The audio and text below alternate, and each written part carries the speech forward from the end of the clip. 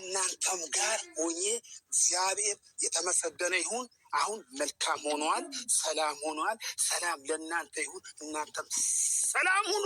ኦ ማይ ጋሽ ይሄንን አከል እንዴት ተደስቶ ነው ነደፍ ጥቅ ብሎ እንግዲህ አሁን ሰላም ሆነዋል ከእናንተ ምገዛ ብሎ እናንተ ደስታውን መቆጣጠር አቅቶታል እኮ ሲናገረ ራሱ ማለት ነው። ማንም ሰው እኮ አባትና እናት የልጁን ደስታ ያስደስተዋል።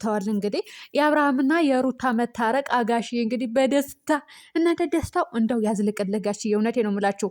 በሀዘን ላይ ያላችሁ ልክ እንደ ጋሽዬ ደስታን ይልቀቅባችሁ ነው የምላችሁ። እውነት በጣም ነው እንትን የሚለው ማለት ነው። እንግዲህ ከልቡ ነው የሚያወራው። ጋሽ የሚያውቀው ያውቀዋል። እንግዲህ በደስታ መጥቶ አሁን ሰላም ሆኗል። እንግዲህ ፈጣሪውን እያመሰገነ ይገኛል ማለት ነው። አብርሃምም ለሩታዬ ማታ ሸርቶላታል። እንግዲህ ካሜራማንም ነበረ፣ እውነት ነበረ እኮ ወይኔ በላቸው። እና ጋሽዬ እንኳን ደስ አለህ። ለማንኛውም አሁን እንኳን ደስ አለ ማለት ነው። እኛ የሀገር ውጭ ልጆች እንግዲህ እንኳን ደስ አለህ እንበለ። ብዙ ሰዎች ቢደሰቱ ቢናደዱ ቢናደዱ ምንም ማድረግ አይቻልም። እንግዲህ ደስታችሁ ደግሞ ደስታችን ነው ማለት ነው። ሰላም አለይኩም ወራህመቱላሂ ወበረካቱ። ውድና የተከበራችሁ የቻናሌ ቤተሰቦች እንዴት ናችሁ? ልኝ ደህና ናቸው።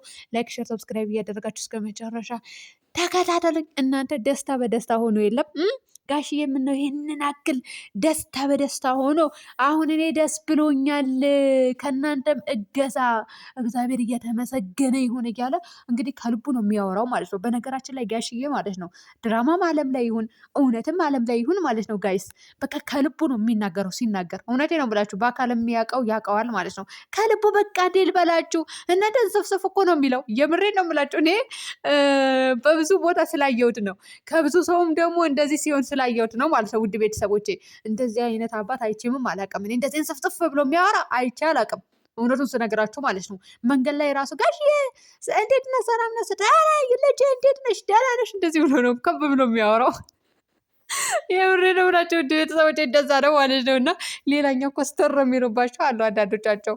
እና እሱ ግን እንደዛ ስፍስፍ ይልና ልጄ እንዴት ነሽ? ደህና ነሽ? እንደዛ ብሎ ነው የሚያወራቸው ማለት ነው። ውድ ቤተሰቦች ልጅ ሆናችሁ አልሆናችሁ በሱ ቤት እንደ ልጅ ነው የምትታዩት ማለት ነው። እና ጋሽዬ ደስታችን ነው። እኛም ደስ ብሎናል። የነሱ ሰላም የነሱ ፍቅር ስለተመለጥን የነሱ አንድ መሆን እውነት ለመናገር ደስ ያላለው አለ ብዬ አላስብም። ይኖራል ግን ሰይጣን ነው። አዎ ይኖራል፣ ደስ ያላለው ይኖራል፣ ግን ሰይጣን ነው። ምንም ማድረግ አይቻልም። እኛ በጣም ደስ ብሎናል። የኛ ውድ አባት እንግዲህ እናንተም በያላችሁበት ሰላም ሁኑልኝ ብሏቸዋል። እና አንተም እድሜህን ያርዝምልን። ሁሌም ደግሞ እንደዚህ ደስተኛ ሆነህ የምትኖር ያደርግ። የሁላችንም አባት ደስተኛ ሆነው የሚኖሩ ያደርግልን ነው የምላችሁ ውድ ቤተሰቦች። እውነት ለመናገር እኔ በአካልም ይሁን በቪዲዮም አንድ ነው ጋሽዬ ማለት ነው።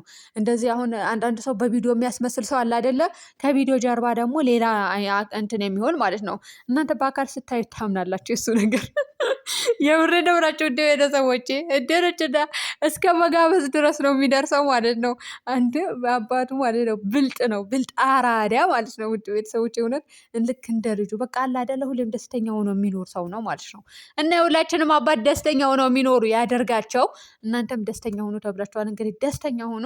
ሩታዬም እንግዲህ ሰርፕራይዝ ተደርጋ በገባችበት ቪዲዮ ያው አብርሃም የለም ብላችሁ አንዳንድ ልጆች እየተናገራችሁ ነበር። አብርሃም አለ፣ ካሜራማን ነው። ውድ ቤተሰቦች የትም አይሄድም፣ የትም አይነቃንቅም።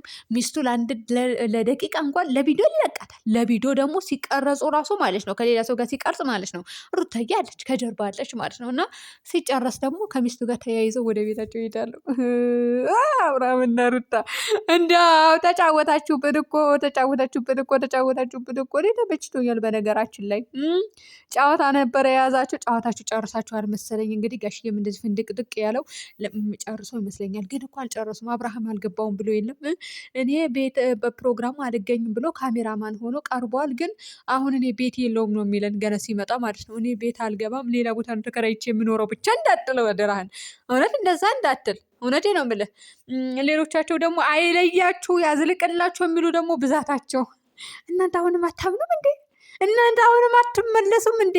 እንዲህ በቃ ከዚህ በላይ ምን ያሳዩአችሁ? እነሱ እኮ ድራማ መሆኑን እኮ በግልጽ አሳይተዋል እኮ የምሬ ነው የምላችሁ። ሩታ በደንብ አድርጋ በፍቅር ያዘችው ባለፈው ማለት ነው። በሁለተኛ የሚነቃ ሰው ቢኖር የዛን የሚነቃ ነበረ። በሁለተኛ ደግሞ አብርሃም ብዙ ነገር እያደረገ ነበረ። እዚህ ማች ልብስ ለበሱ። ማች አንድ አይነት ልብስ አሰርቶ ለልጁም ለራሱም ለሚስቱም ለንግስት ሚስቱ እንደዛ አድርጎ ከዛ በኋላ አዲስ አበባ ሄዱ። ፕሮግራም አዘጋጀ፣ ካሜራማን ሆነ። ያ ሁሉ ሲደረግ ራሱ እኮ ግልጽ እኮ ነው ለተመልካች ማለት ነው። ቢገባችሁ ኖሮ ለእናንተ ግልጽ ተደርጎላችሁ ነበረ። ነገር ግን ብዙዎቻችሁ የሆነ ማወቅ አትፈልጉም ወይም ደግሞ ማመን አትፈልጉም ይመስለኛል። እንግዲህ ምንም ማድረግ አይቻልም፣ መብታችሁ ነው። እኛ ምን አገባን? እና ውድ ቤተሰቦቼ እነሱ አልተለያዩም፣ ተለያይተዋል። በቃ ተለያይተዋል። እንዴ አንዳንዴ እኮ እናስደስታቸው፣ እውነት እናስደስታቸው። ምን ችግር አለው? ውድ ቤተሰቦቼ አብርሃምና ሩታ ከተለያዩ ቆይተዋል።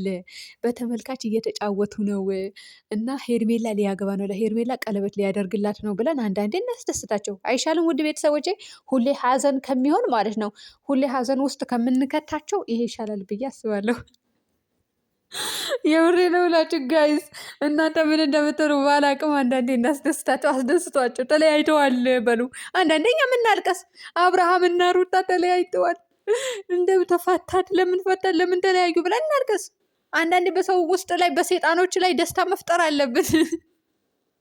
እውነቴ ነው ብላችሁ አሁን ተለያይተዋል። እሺ አንዴ ተለያይተዋል፣ አንዴ አልተለያዩም እያልኩኝ ቪዲዮ ሰራላችኋለሁ። ታዲያ ምን ላድርግ? ለእናንተ የምናዝንላችኋለን ማለት ነው። ሴጣን አትሆኑንን ለመናገር በዚህ ልክ እንግዲህ እሷም አትፋታም፣ ያው ትመጣለች። ውድ ቤተሰቦች እሷም ደግሞ ሲጎልባት ነው የምትመጣው። የሰራችው ገንዘብ አሁን በእነሱ ተጠግታ የጨረሰችው ገንዘብ አሁንም ልታጠራቅም ትመጣለች። ከነሱ መቼም አትርቅም። ምክንያቱም እንትን የላትማ፣ አትሰራማ። እንደኛ አንገቷን ደፍታ መስራት የለም፣ የቤት ስራ መስራት የለም። ለብሶ ዘንጦ መብላት መጠጣት መዞር ነው። ስለዚህ ለዛ ደግሞ ገንዘብ ያስፈልጋል። ገባችሁ? ቤት ቁጭ ብላችሁ ቤት ሰርታችሁ አትበሉም። ውጭ ነው የሚበላው ምግብ። ሁሌ ደግሞ ለብሶ ፀጉርን አሰርቶ ሜካፕ ተሰርቶ ምናምን መውጣት ነው። ታዲያ ለዛ ገንዘብ አያስፈልግም እንዴ? ያስፈልጋል። እሱ ሲያልቅባት ደግሞ አብርሃም ጋር ትመጣለች። አወደዳችሁም ጠላችሁም ምንም ሊያደርግላት ሳይሆን ሲያልቅባት ትመጣለች። እንረዳችኋለን። ለማንኛውም ችግር የለውም። ትስራ፣ ምን ችግር አለው እንዴ? ለቃቃሚ ትለቃቅም፣ እውነት ትለቃቅ ማለት ነው። ውድ ቤተሰቦች እንግዲህ እውነት ለመናገር የጋሽዬ ደስታ እናንተ እንዴት ደስ እንደሚል እኔ ደስ ብሎኛል በጣም። እናንተም ደስ ብሏቸዋል ብዬ አስባለሁ። እኔ ጋሽዬ ማለት ነው ውድ ቤተሰቦች ገና ከጅምሩ ሀብሎ ወደ ሚዲያ አልመጣም። እኔ የዛኔ ነው በቃ ምን አይነት አባት እንደሆነ የተረዳውኝ ማለት ነው።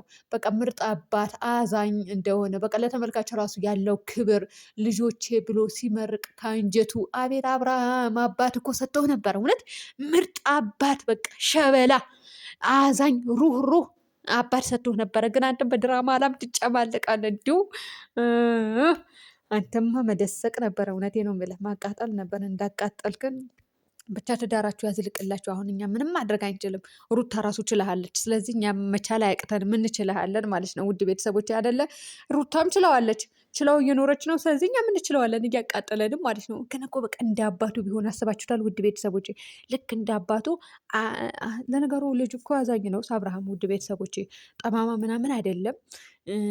የሆነ ነገር እንደዚህ ምናምን ያደርጋል። እንደዚህ ቡታጀራ ላይ ቪዲዮ ላይ አያስገባም። ምክንያቱም አሁን መልካም ስራ ሲሰራ ቪዲዮ ላይ ቢያወጡት ማለት ነው አይታይላቸውም። ይህ አምናችሁ ተቀብሎ ያደርጋሉ፣ ግን አያሳዩም። ቪዲዮ ቢቀረጽ ማንም አያይላቸውማ። እንደዛ አይነት ነገር የሆነ አዛኝ ናቸው ያደርጋሉ። አዛኝና ሩህሩህ ባይሆኑ ራሱ ማለት ነው ጋይስ እንደ ይህንን አክል ዩቱበሮች ጠቅልለው አያሰሩም ነበረ። እና ውድ ቤተሰቦች ሰላም ሁኑልኝ።